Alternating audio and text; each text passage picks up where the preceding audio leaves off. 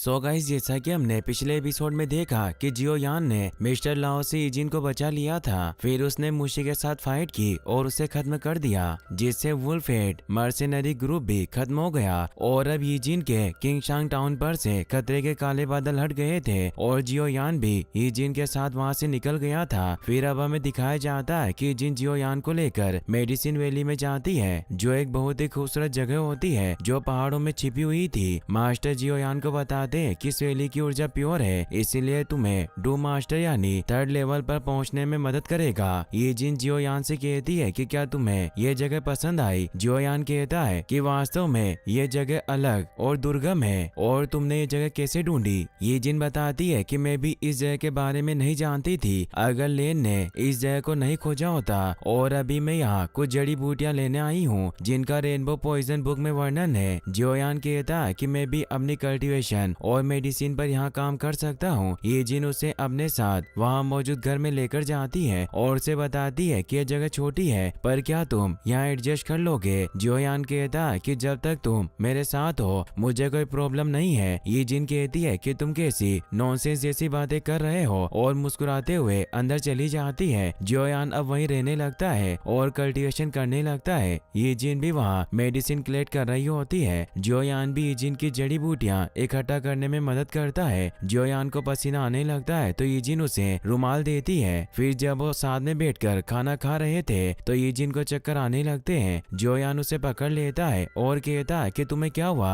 ये जिन कहती है कि शायद मैं जड़ी बूटियां इकट्ठा करते हुए थक गई और इसमें कोई गंभीर बात नहीं है, और वो डांस करने लग जाती है। उसका डांस देखकर जियो यान ख्यालों में खो जाता है। तभी मास्टर खांसते हैं और जियो यान को याद आता है कि उसे बिस्ट कोर को ढूंढना है। इसीलिए ये जिन से कहता है कि मैं भी वैली से बाहर जा रहा हूँ, लेकिन मैं अंधेरा होने से पहले वापस आ जाऊंगा और तुम मेरी फिक्र मत करना। और वो वहाँ से चला जाता है। फिर हम देखते हैं कि मास्टर जियो यान को जंगल में एक जगह पर लेकर आ गए थे। जियो यान मास्टर से कहता है कि क्या आपको पूरा यकीन है कि हम यहाँ रैंक 2 आइस बिस्ट को पकड़ सकते हैं। मास्टर उसके सर में मारकर कहते हैं कि तुम अपने मास्टर की इज्जत करना भूल गए हो और क्या ये सब ये जिन के साथ रहने से हुआ। जियो यान कहता है कि ऐसा नहीं है। मास्टर उसे बताते हैं कि वो जगह है जहां आमतौर पर आइस बिस्ट पाए जाते हैं। जरूरी नहीं है कि यहाँ सिर्फ रैंक 2 के आइस बिस्ट मिले। वही हम एक आंख वाले डीमन को देखते हैं जो लिंगर और कागेंग पर हमला कर रहा होता है और वो उसे नहीं जीत पा रहे थे। वो बिस्ट लिंगर को मारने के लिए आगे बढ़ता है, मगर तभी वहाँ पर कागेंग की बहन आ जाती है जिसका नाम किंगे था, जो उस बिस्ट को अपने खंजर से मार देती है। फिर वो लिंगर से पूछती है कि क्या तुम ठीक हो। लिंगर नामे जवाब देती है और उन्हें बताती है कि गेनमू से लड़ाई के बाद मैं और कागेंग पूरी तरह से ठीक नहीं हुए हैं और उन बिस्ट को मारना बस थोड़ा जबरदस्त है। किंगे उसे कहती है कि तुम चिंता मत करो, मैं यहाँ तुम्हारे साथ हूँ। तभी वहाँ एक आइस बिस्ट आ जाता है जिससे वो डर जाते हैं क्योंकि वो सेकंड लेवल के बिस्ट का सामना नहीं कर सकते थे। वो बिस्ट उन पर अपने आइस स्पाइक से हमला करता है। किंगे बचाव में उसकी तरफ खंजर फेंकती है, मगर वो आइस स्पाइक फिर भी उसकी चेस्ट पर लग जाता है जिससे वो घायल हो जाती है और वो बिस्ट वापस से उन पर अपने स्पाइक से हमला करता है। लेकिन तभी जियो यान अपनी तलवार वहाँ फेंक कर उन्हें बचा लेता है और अब जियो यान भी वहाँ जाता है और अपनी एक्सप्लोडिंग स्टेप्स और ऑक्टेन ब्लास्ट का यूज करके उस आइस बिस्ट को जान से मार देता है और उसकी गर्दन में आइस को चेक करता है, लेकिन उसमें कोई कोर नहीं होता जिससे वो निराश हो जाता है। लिंगर जियो यान को देखकर खुश होती है और दौड़कर उसके पास आ जाती है। वो उसे कहती है कि तुम बिल्कुल सही समय पर आए। कागेंग उसे कहता है कि भाई तुमने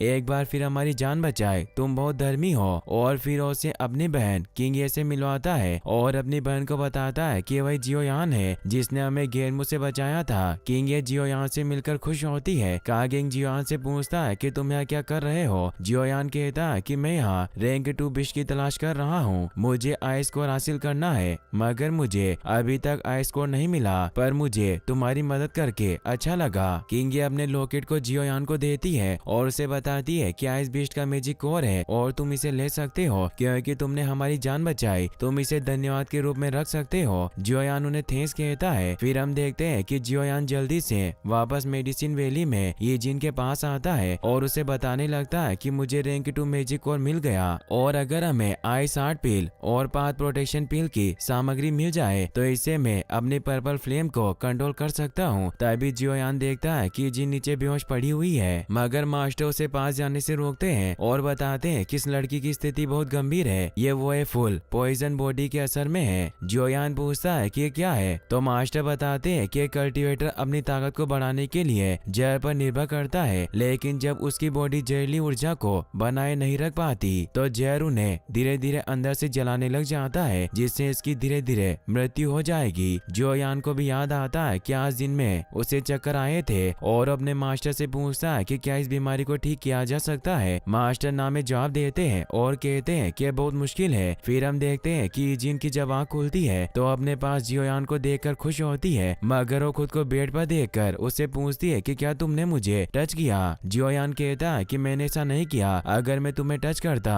तो तुम्हारी जहरीली बॉडी की वजह से मैं ऐसे ही मर गया होता, और तुम चिंता मत करो, मैं अब तुम्हारा ख्याल रखूंगा और हम साथ मिलकर तुम्हारी इस पॉइजन बॉडी बीमारी से छुटकारा पाने का कोई ना कोई तरीका जरूर निकाल लेंगे। अब वो ईजिन के लिए दवाई बनाने लगता है। ईजिन उसे कहती है कि मैं डूक्यू कॉन्टिनेंट की यात्रा करना चाहती हूँ, क्या तुम भी मेरे साथ चलोगे। जियोयान उसे कहता है कि तुम अपने बीमार शरीर के साथ घूमने के सपने कैसे देख सकती हो, मैंने फैसला किया कि मैं तुम्हें अपने साथ लेकर जाऊंगा और हम तुम्हारी बीमारी का इलाज ढूंढ कर रहेंगे, ये मेरा वादा है। ईजिन इससे खुश होती है। अब वो वापस आराम करने लगती है। अगले दिन जब उसकी आँख खुलती है तो बेड से उठने लगती है, मगर तभी उसे चक्कर आने लगते हैं। जियोयान वहाँ आकर उसे संभालता है और कहता है कि तुम्हें आराम करना चाहिए। ईजिन कहती है कि मैं बिल्कुल ठीक हूँ और मैं तुम्हारे साथ कॉन्टिनेंट की यात्रा करने के लिए बहुत उत्सुक हूँ, और क्या तुम्हें वो मटेरियल मिले जिसकी तुम्हें तलाश थी। जियोयान कहता है कि मुझे कुछ हर्ब मिली पर वो काफी नहीं है, इसीलिए मैं कल और ज्यादा उन्हें ढूंढने की कोशिश करूंगा, फिर हम आखिरकार इस जगह को छोड़कर जा सकते हैं। ईजिन इससे बहुत खुश हुई, कहती है कि क्या तुम मेरे साथ बाहर घूमने चलोगे। जियोयान मान जाता है। फिर वो दोनों साथ में बाहर ताजी हवा खाने आ जाते हैं। वो दोनों साथ बैठे हुए थे। ईजिन सोच रही होती है कि अच्छी चीजें जिंदगी में बहुत कम होती है, और वो जियोयान से कहती है कि काश हम हमेशा ऐसे ही साथ रह पाते तो ये कितना अच्छा होता। जियोयान कहता है कि तुम चिंता मत करो, जब तक तुम ठीक नहीं हो जाती मैं तुम्हें नहीं छोड़ूंगा। तभी बारिश होने लगती है। जियोयान कहता है कि हमें अब घर में चलना चाहिए। ईजिन कहती है कि मुझे बस थोड़ी देर और यहीं रुकना है, और वो जियोयान के कंधे पर सर रखकर सो जाती है। फिर हम अगले दिन देखते हैं कि जियोयान अपनी जरूरत के सारे रॉ मटेरियल लेकर वापस ईजिन के पास आता है, मगर वो देखता है कि ईजिन घर में कहीं नहीं होती, और उसे वहाँ ईजिन का एक लेटर मिलता है जिसमें उसने लिखा था कि मैं जा रही हूँ और तुम मुझे खोजने मत आना, तुम्हें अच्छे से ट्रेनिंग लेनी चाहिए, मेरी बीमारी की वजह से तुम्हारा ध्यान भंग होगा, और जहाँ तक मेरा सवाल है मेरे पास बहुत अधूरे काम है जिन्हें मुझे पूरा करना है, और तुमसे मिलना एक सपने जैसा था जिसका अंत होना तय था। जियोयान इससे काफी दुखी होता है और बाहर पहाड़ों पर ईजिन को ढूंढने आता है, मगर वो उसे कहीं नहीं मिलती। जियोयान को ईजिन के साथ बिताए पुराने लम्हे याद आते हैं। मास्टर जियोयान को कहते हैं कि वो फुल पॉइजन बॉडी का कोई इलाज नहीं है, इसीलिए वो नहीं चाहती थी कि तुम अपना समय बर्बाद करो। वो एक बहुत समझदार लड़की थी। जियोयान ईजिन के लेटर को बाहर निकालता है और कहता है कि एक दिन मैं निश्चित रूप से तुम्हारा इलाज करूंगा। फिर हम देखते हैं कि जियोयान ईजिन के जाने के बाद अब कल्टीवेशन करने लग गया था, जिससे जियोयान की डोरमेंट एम्बिशन जाग गई थी, और वो कुछ ही दिनों में पर्पल फ्लेम का यूज करने में कुशल हो गया, जब तक कि वो खुद का कंबाइंड फ्लेम मंत्र का उपयोग न करे। और अब जियोयान 1 स्टारडू मास्टर बन गया था, यानी उसकी पावर 3rd लेवल के विष के बराबर हो गई थी। अब जियोयान और उसके मास्टर ने टेगर रेगिस्तान जाने की योजना बनाई ताकि वो एक और हेवनली फ्लेम की खोज कर सके, मगर रेगिस्तान तक पहुंचने का रास्ता मोटे पंखों वाले पंछी की पीठ पर सवार होकर पूरा करना पड़ता था, और ऐसी एक ही जगह थी जहाँ ये क्रिएचर पाए जाते थे, और उस सिटी का नाम था ब्लैक रॉक सिटी। अब हम देखते हैं कि जियोयान एक बग्गी में सवार होकर ब्लैक रॉक सिटी की तरफ बढ़ रहा था, और उसे वो बड़े पंखों वाले जीव भी दिखाई देते हैं। जियोयान बग्गी के अंदर आ जाता है और कहता है कि पर्पल फ्लेम को अवशोषित करने के बाद भी मेरा फ्लेम मंत्र केवल एक लेवल इंक्रीज हुआ है। मास्टर से बताते हैं कि उम्मीद के मुताबिक है, क्योंकि फ्लेम मंत्र के विकास के लिए एक हेवनली फ्लेम का होना बहुत आवश्यक है, और तुम्हारी पर्पल फ्लेम इस आवश्यकता को पूरा नहीं करती, लेकिन फिर भी यह काफी अच्छा है कि पर्पल फ्लेम ने इसके स्तर को एक लेवल बढ़ाया। इससे पहले कि तुम अपनी ट्रू हेवनली फ्लेम को एब्जॉर्ब करो, तुम्हें कुछ आवश्यक सामग्री को तैयार करना होगा। सबसे पहले तुम्हें ब्लैक रॉक सिटी के अल्केमिस्ट एसोसिएशन में जाकर एक एल्केमिस्ट बनना होगा, जिससे तुम्हें पिल रिफाइनिंग के बारे में और ज्यादा जानने में मदद मिलेगी। जियोयान उन्हें कहता कि मैं पहले से ही एक एल्केमिस्ट हूँ, क्या उन्हें इस बारे में पता नहीं चलेगा। मास्टर उसे कहते कि तुम्हें अपनी पावर को छिपाने को किसने कहा। अब वो ब्लैक रॉक सिटी के बाजार में पहुंच जाते हैं जहाँ के लोग काफी जल्दी में होते हैं। जियोयान एक दुकानदार से पूछता है कि एल्केमिस्ट एसोसिएशन कहाँ है, तो सभी उसे देखने लग जाते हैं और वो समझ जाता है कि वो जरूर एक एल्केमिस्ट होगा और उसे उस तरह भेज देते हैं। जियोयान सोचता है कि उन लोगों ने मुझे इस तरह धक्का क्यों दिया। मास्टर उसे बताते हैं कि मैं तुम्हें एसोसिएशन में शामिल होने की इसलिए कह रहा हूँ क्योंकि एवनली फ्लेम को एब्जॉर्ब करने के लिए तुम्हें जिन चीजों की आवश्यकता होगी उन्हें एसोसिएशन तुम्हें दिलवाने में मदद कर सकता है। जियोयान मास्टर से पूछता है कि ब्लड लोटस पिल बनाने के लिए रैंक 3 के बिस्ट कोर की जरूरत होगी। मास्टर उसे बताते हैं कि हाँ तुमने सही कहा, पर एक हेवनली फ्लेम को अवशोषित करने के लिए मूल्य रूप से तुम्हें 3 चीजों की आवश्यकता होगी। ब्लड लोटस पिल केवल उनमें से एक है। जियोयान इससे हैरान होता है। मास्टर बताते हैं कि हेवनली फ्लेम के करीब जाने के लिए ब्लड लोटस पिल की आवश्यकता होगी क्योंकि तुम्हें प्रोटेक्ट करेगा और इसके प्रोटेक्शन के बिना एक 2 स्टार डू एम्परर जो 7 लेवल बिस्ट के बराबर होता है वो भी इसे छूने की हिम्मत नहीं कर सकता। साथ ही तुम्हें आयरिस स्पीड कोल्ड फाउंटेन की भी जरूरत होगी क्योंकि ब्लड लोटस पिल तुम्हारी बाहरी बॉडी की रक्षा करता है जबकि आइस स्पीड कोल्ड फाउंटेन तुम्हारी आंतरिक बॉडी की रक्षा करेगा। जब तुम हेवनली फ्लेम को शुद्ध करोगे तो यह तुम्हें उसकी विनाशकारी गर्मी से जलने से बचाएगा। और आखिरी चीज जिसकी तुम्हें जरूरत है उसे एक्सेप्टेंस सोल कहते हैं जो तुम्हारे शरीर के अंदर एक स्पेशल जगह को बनाएगी जिसका उपयोग स्वर्गीय ज्वाला को स्टोर करने के लिए किया जाएगा। जियोयान कहता है कि कितना कष्टदायक है, क्या होगा यदि मैं हेवनली फ्लेम के सामने इन चीजों का यूज ना करूं। मास्टर बताते हैं कि इन तीनों चीजों के बिना हेवनली फ्लेम को हासिल करना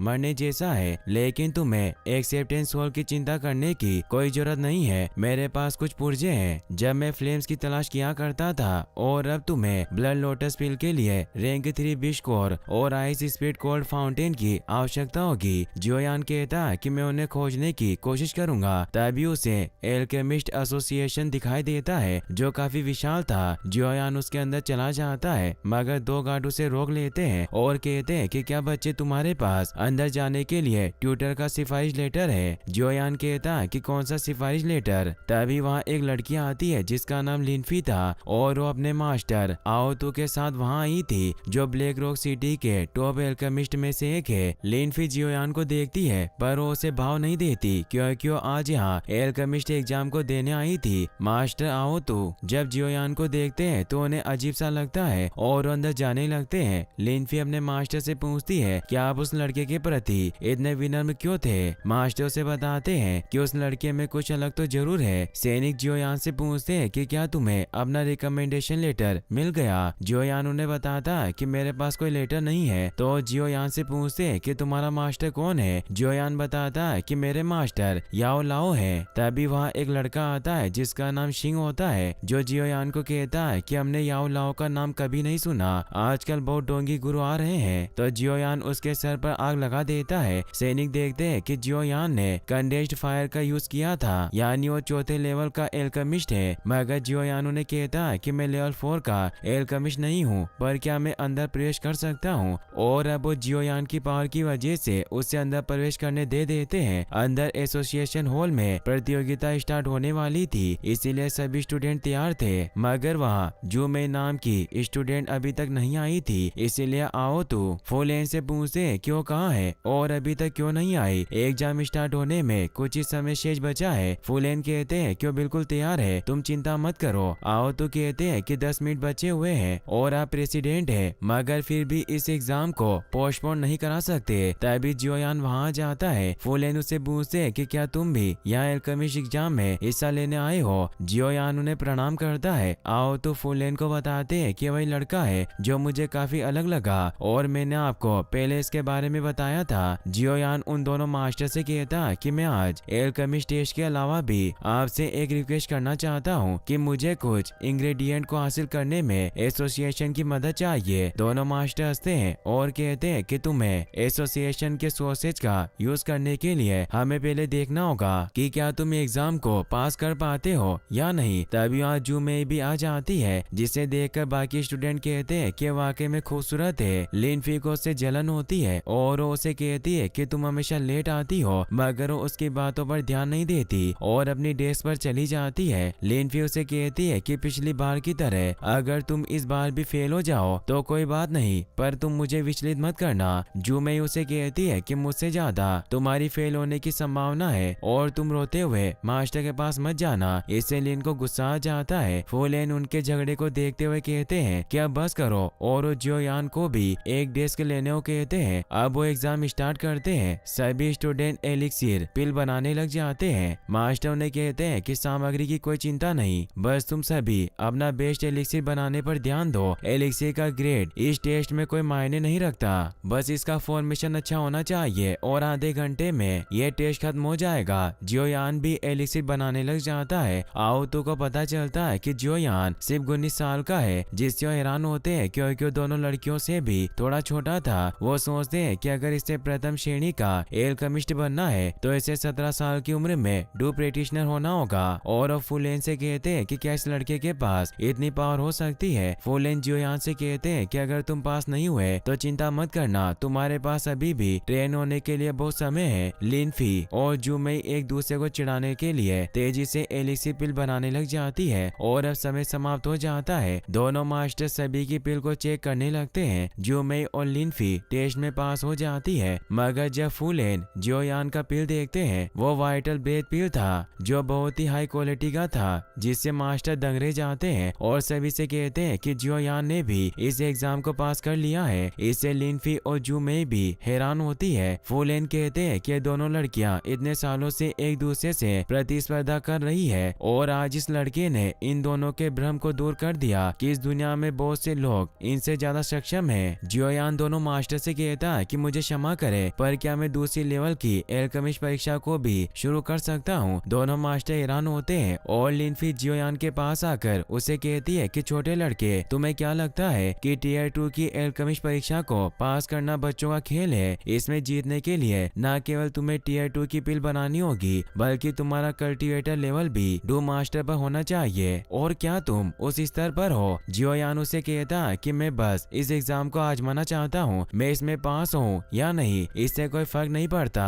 जूमई कहती है कि लड़का वाकई बहुत घमंडी है और अब उसके सामने एनर्जी रिकवरिंग पिल का स्कोर रखा जाता है। जियोयान थोड़ा परेशान होता है कि टियर 2 का सबसे उच्च स्तर की पिल है और वास्तव में इसकी गिनती तीसरी श्रेणी में होनी चाहिए, और वो सोचता है कि क्या इन दोनों मास्टर के पास कोई सिद्धांत नहीं है। लिनफी जियोयान को चिढ़ाने लगती है। आओ तो उसे ऐसा करने से मना करते हैं। जियोयान अब उस पिल को बनाने के लिए अपनी पर्पल फ्लेम को एक्टिवेट कर लेता है, जिसे देखकर सभी हैरान रह जाते हैं कि उसके पास एक हेवनली फ्लेम है। आओ तो कहते हैं कि इसकी बहुत कम संभावना है कि यह लड़का अपनी वर्तमान शक्ति के साथ एक हेवनली फ्लेम को कंट्रोल कर सकता है। फुलेन कहते हैं कि तुमने सही कहा, पर इस लड़के की फ्लेम पर्पल कलर की क्यों है? आओ तो कहते हैं कि मैंने आपको पहले ही बताया था कि जब मैं इस लड़के से मिला तो मुझे बहुत अजीब लगा क्योंकि उसने मेरी नाक के नीचे से अपनी असली ताकत को छुपाया था। फुलेन कहते हैं कि अचानक मुझे इस लड़के के मास्टर से मिलने की इच्छा हो रही है, क्योंकि जिस मास्टर ने इस लड़के को इतनी अच्छी तरह से ट्रेन किया वो जो निश्चित रूप से बहुत फेमस होगा। जो मैं सोचती है कि लड़का दूसरी श्रेणी की पिल को कैसे बना सकता है, क्योंकि इसे बनाने में हेवनली फ्लेम के साथ साथ उस व्यक्ति की स्पिरिचुअल स्ट्रेंथ और उससे इंग्रेडिएंट की सही मात्रा का पता होना जरूरी है। जियोयान के घड़े में अब पिल बनने लगती है, मगर तभी उसमें विस्फोट होता है, जिससे लिनफी खुश होती है कि वो पिल नहीं बनी और ये लड़का सिर्फ दिखावा कर रहा था। जियोयान पिल को बाहर निकालता है और मास्टर से कहता है कि इसका मूल्यांकन करे, मगर वो देखते हैं कि उस पिल में दरारें थी, जिससे सभी को लगता है कि वो पास नहीं हुआ। तभी जियोयान फूंक मारकर उस पिल के कचरे को उड़ा देता है, जिससे वो पिल चमकने लगती है। मास्टर इससे हैरान होते हैं कि टियर 2 की पिल होने के साथ हाई क्वालिटी की है। लिनफी निराश होती है कि वास्तव में इस लड़के की पावर बहुत ज्यादा है। फुलेन कहते हैं कि वास्तव में ऐसा लगता है कि आज हमारे एसोसिएशन ने सबसे कम उम्र के एल्केमिस्ट का उत्पादन किया है, क्योंकि 100 से भी ज्यादा सालों में अभी तक कोई टियर 2 की पिल को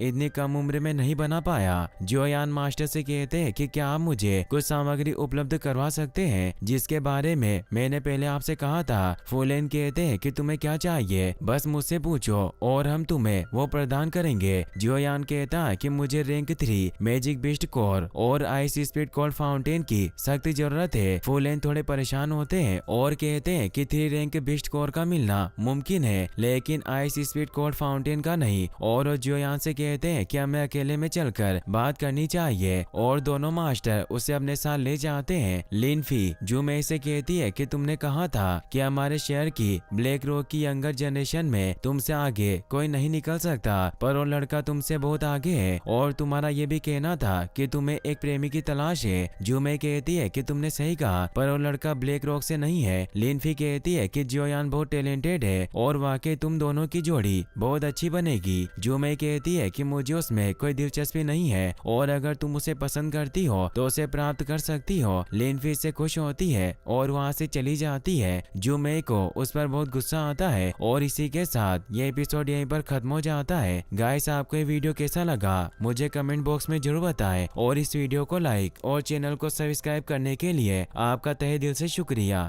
थैंक्स फॉर वॉचिंग।